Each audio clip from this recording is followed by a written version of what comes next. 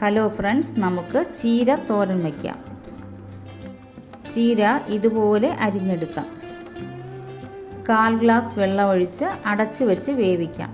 വീട്ടിലുള്ള ചീര ആയതുകൊണ്ടാണ് വെള്ളം കുറച്ച് ഒഴിച്ചത്, അല്ലെങ്കിൽ കൂടുതൽ ഒഴിക്കേണ്ടി വരും.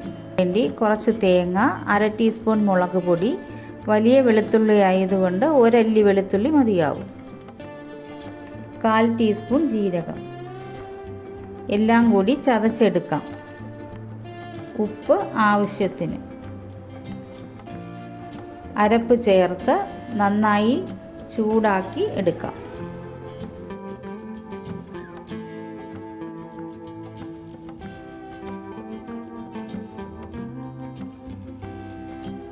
നല്ല രുചിയുള്ള ചീരത്തോരൻ തയ്യാറായി. എല്ലാവരും ഉണ്ടാക്കി നോക്കണേ. ഇഷ്ടമായാൽ ലൈക്കും ഷെയറും സബ്സ്ക്രൈബും ചെയ്യണേ.